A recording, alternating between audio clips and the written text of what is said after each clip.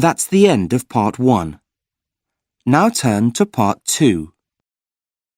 You'll hear a radio program about a boy called Michael who crossed the Atlantic in a sailing boat.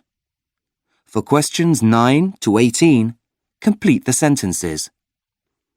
You now have 45 seconds to look at part 2.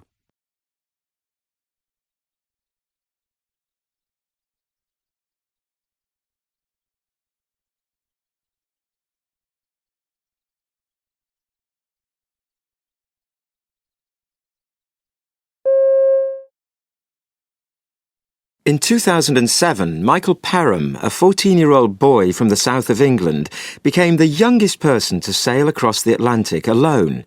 Michael set off from Gibraltar on the 5,600-kilometre voyage, which took 47 days. It was a long and, some may say, dangerous adventure, but Michael was determined to get there. Michael started sailing when he was 7 and says the idea of an Atlantic crossing had been floating around in his head for a few years. Then one day his father, Peter, who's a keen sailor, decided that the time was right. Michael helped with the design of a new 9-metre yacht, which was built for them and to which Michael gave the name Cheeky Monkey. They say that for a real sailor, crossing the Atlantic isn't a big deal, but people imagine that sharks and huge waves would be the greatest dangers. In fact, Michael's father sailed alongside his son in his own boat to make sure he was okay. They worked in shifts throughout the night, an hour on, then an hour off, because one of them had to be on watch in case large ships came too near to them. Are you wondering what Michael ate during his voyage?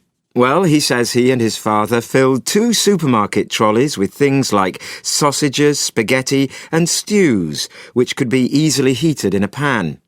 Everything had to be in tins, though, because that type of food keeps fresher than stuff in packets or jars. So what did Michael miss most? He says he sometimes missed human contact and having a face-to-face conversation. He got used to his limited food supply, but says what he really longed for was hot toast. Knowing what teenagers are like, I'd been expecting him to say burgers or crisps, but then Michael is no ordinary teenager. When asked how he communicated with his father, Michael explains that it was all done by radio, though for Michael nothing compared with the pleasure of following his father's progress through his binoculars. Michael also communicated with his family at home by satellite phone. One day, his father contacted Michael to tell him a part of his own boat was broken, which really disappointed Michael because it might mean that they would have to go slower. But in the end, that wasn't necessary. I asked Michael how he entertained himself on the boat. He told me he'd taken his guitar with him, but it had stayed in its case throughout the trip. He couldn't play because the boat was always rolling about. He loved to read, and he also had an iPod that his sister had lent him. This he plugged into portable speakers, and it was on pretty much all the time. Was there anything that frightened Michael? He says the weather was a bit of a worry at times, and once he got caught in a force 9 storm, but managed to handle the boat okay. The one event that really shook him was when a flying fish jumped into the boat and hit him on the shoulder. But mostly things were great, like sailing alongside dolphins and seeing the bluest skies anyone could ever imagine. Everybody is really proud of Michael's achievements. And a remarkable thing about the trip is that he also raised thousands of pounds for the charity known as Children in Need. His school has been very supportive. The head teacher allowed Michael to miss school, saying that a few weeks on the ocean would be an amazing learning experience.